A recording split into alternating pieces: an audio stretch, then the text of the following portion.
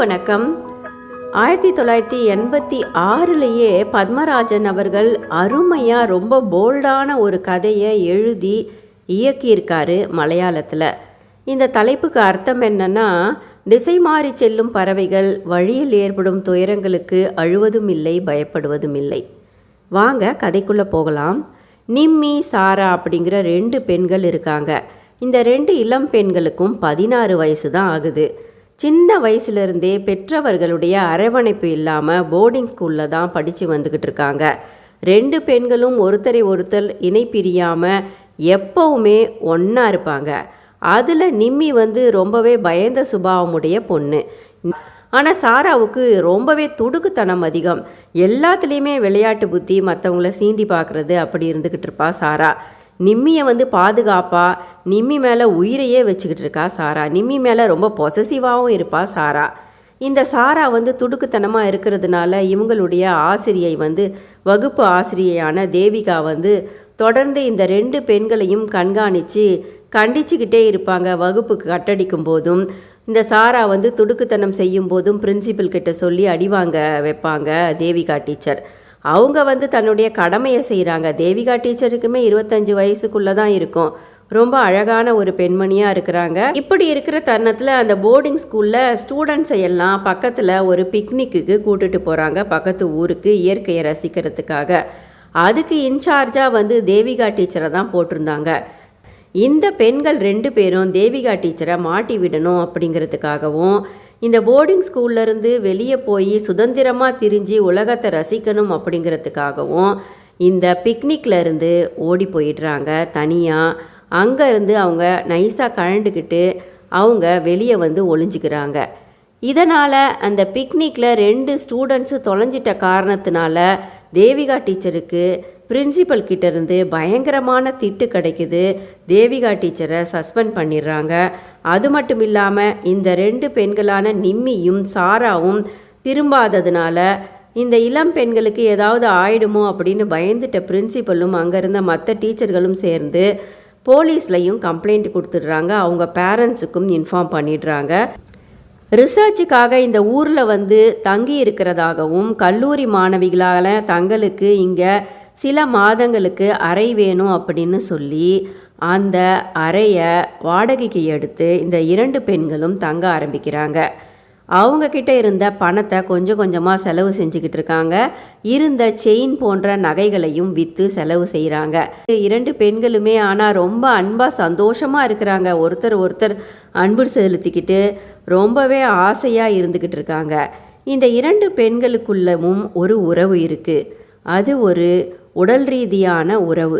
அதனால தான் இந்த பெண்கள் சுதந்திரமாக அந்த போர்டிங் ஸ்கூலை விட்டு வெளியே வர விரும்பியதும் அந்த ஒரு காரணம்தான். இப்போ 2 பேருமே வேலை தேட ஆரம்பிக்கிறாங்க.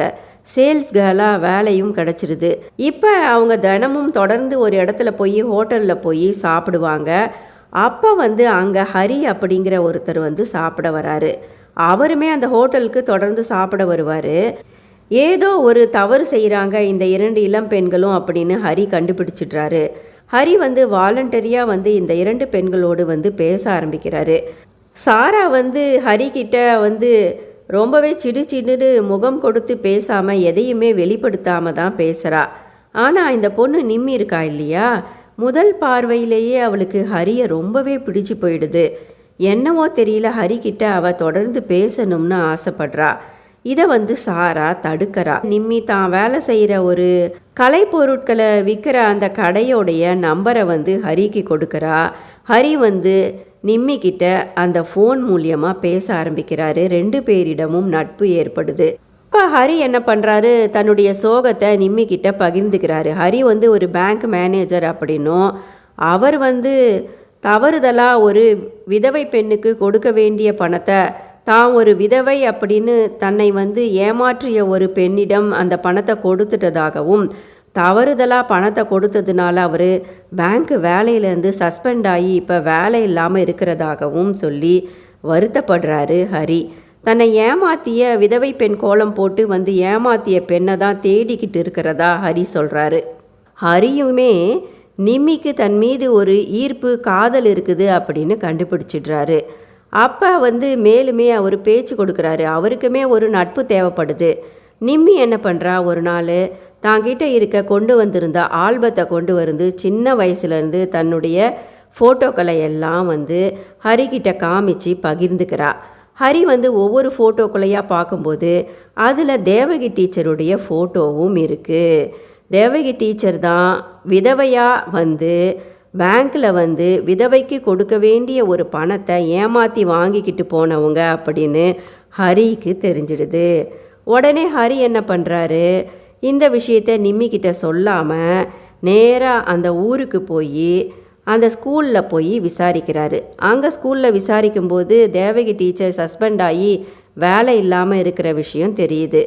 திரும்ப தேவகியை அவங்க வீட்டிலையே வந்து தேடி வந்து பார்க்குறாரு. ரொம்ப ஏழ்மையான குடும்பமாக இருக்குது. தேவகி டீச்சர் வந்து தன்னுடைய கதையை சொல்கிறாங்க. தேவகி டீச்சருக்கு அப்பா கிடையாது, அம்மாவுமே இறந்து போயிட்டாங்க. பாட்டி மட்டும்தான் இருந்தாங்க. தாய்மாமன் வந்து குடிச்சு இறந்து போயிடுறாரு.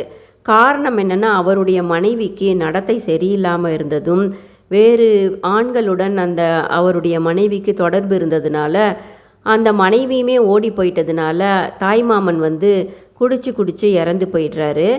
அவருடைய பெயரில் அவர் கஷ்டப்பட்டு சேர்த்து வச்சுருந்த பணம் தான் பேங்க்கில் இருந்தது. அவங்க பாட்டி சொல்கிறாங்க, இந்த பணத்தை எடுக்கணும்னா அவருடைய மனைவி தான் வந்து எடுக்க முடியும். நாமினியாக வந்து அவங்க பொண்டாட்டி பேரை தான் அவர் போட்டிருக்காரு. நீ தான் அவங்க பொண்டாட்டி அப்படின்னு சொல்லிட்டு நீ எதுவுமே பேசாத, நான் வந்து பேங்க்கில் வந்து பேசி நீ கூட மட்டும் வந்தால் போதும், அந்த பணத்தை வாங்கிக்கலாம். அது வந்து உனக்குமே பயன்படும், எனக்குமே பயன்படும். நமக்கு வந்து இப்போ வசதி இல்லை, உனக்குமே வேலை போயிடுச்சு அப்படின்னு பாட்டி வந்து அந்த பணத்தை வந்து வாங்கினாங்க. அதனால தான் நான் வாங்கினேன். மனசாட்சி கேட்கலை எனக்கு, அதனால தான் மாதம் உங்களுக்கு ஒரு பணத்தை அனுப்பிக்கிட்டு இருந்தேன் அப்படின்னு சொல்கிறா தேவகி. தேவகியுடைய அழகு, பொறுமை எல்லாமே வந்து ஹரிக்கு ரொம்பவே பிடிச்சிருந்தது. சில நாட்களாக அவங்க ஒருத்தர் புரிஞ்சிக்க ஆரம்பிக்கிறாங்க, பேச ஆரம்பிக்கிறாங்க. அப்போ வந்து ஹரி வந்து தேவகி டீச்சர்கிட்ட சொல்கிறாரு, உங்கள் பள்ளிக்கூடத்துலேருந்து ஓடி போன அந்த 2 பெண் பிள்ளைகளும் எனக்கு தெரியும். நிம்மி, சாரா தானே, அவங்க எங்கே இருக்கான்னு எனக்கு தெரியும். அவங்கள நான் திரும்ப உங்கள் பள்ளிக்கூடத்தில் கொண்டு வந்து சேர்க்குறேன் எப்படியாவது. அப்போ உங்களுக்கு உடனே வேலை கிடச்சிடும், நாம் 2 பேரும் கல்யாணம் செஞ்சுக்கலாம். எனக்குமே வேலையை வந்து திருப்பி வாங்கிடணும், நீங்கள் பேங்க்கில் வந்து உண்மையை சொல்லணும் அப்படின்னு ஹரி வந்து தேவிகா டீச்சர்கிட்ட கேட்குறாரு. தேவிகா டீச்சருக்கும் ஹரியை ரொம்பவே பிடிச்சிருந்தது. வெகு விரைவில் 2 பேரும் திருமணம் செஞ்சுக்கலாம் அப்படின்னு முடிவு செஞ்சுருந்தாங்க.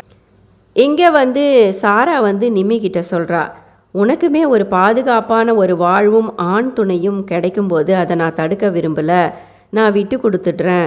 நீ வந்து அவரை காதலித்து கல்யாணம் பண்ணிக்கோ, நான் வந்து என் வழியை பார்த்துக்கிட்டு போயிடுறேன், நீ நல்லா இருந்தால் போதும் அப்படின்னு சாரா வந்து நிம்மிக்கிட்ட சொல்கிறா. நிம்மிக்கு வந்து சாராவை ரொம்பவே பிடிச்சிருக்கு. அவளை விட்டு பிரிய அவளுக்கு மனம் இல்லை. இருந்தாலும் ஹரி மீது இருக்க அவளுடைய காதலும் ஈர்ப்பும் அதிகமாகவே இருந்தது. தேவிகா டீச்சரும் ஹரியும் வந்து இந்த 2 பெண்களையும் வந்து பீச்சில் வந்து வரவழைச்சி பேசுகிறாங்க. இந்த 2 பெண்களும் வந்து மிரண்டு போயிடுறாங்க முதல்ல, அப்புறம் மெதுவாக பேச ஆரம்பிக்கிறாங்க. தேவிகா டீச்சர் சொல்கிறாங்க, படிக்கிற வயசில் நீங்கள் இந்த மாதிரி கஷ்டப்படக்கூடாது, மீண்டுமே பள்ளியில் வந்து நீங்கள் சேர்ந்து படிக்க ஆரம்பிக்கணும், யாருமே உங்களை எதுவுமே கேட்க மாட்டாங்க, உங்களை திட்ட மாட்டாங்க, அதுக்கு நான் பொறுப்பு அப்படின்னு தேவிகா டீச்சர் சொல்கிறாங்க. ஆனால் அப்பயுமே சாரா வந்து நான் வரமாட்டேன், என்னை வந்து எல்லாரும் அடிப்பீங்க, ஸ்கூலில் வந்து கட்டுப்படுத்துவீங்க, அது எனக்கு பிடிக்காது அப்படின்னு சொல்லிட்டு சாரா கோவிச்சுக்கிட்டு அங்கேருந்து போயிட்டுறா. அப்போ நிம்மி சொல்கிறா, நான் வந்து ஹரிக்காகவே பள்ளிக்கூடத்தில் வந்து திரும்ப வந்து சேர்ந்து படிக்கிறேன். ஹரி சொல்லியிருக்காரு எனக்கு 18 வயசு ஆகிற வரைக்கும் படிக்கணும் அப்படின்னு. அது வரைக்கும் நீங்கள் என்னை வந்து தொடர்ந்து பள்ளிக்கூடத்தில் வந்து பார்க்கணும்.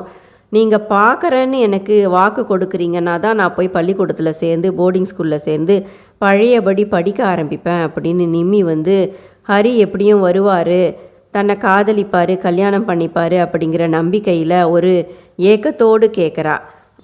இதையெல்லாம் பேசிய பிறகு தான் நிம்மி வந்து கவனிக்கிறா, அந்த ஹரியுடைய பைக்கில் தான் வந்து தேவிகா டீச்சர் ஒன்றா உட்கார்ந்து வந்தாங்க அப்படின்னு தெரிஞ்சிடுது.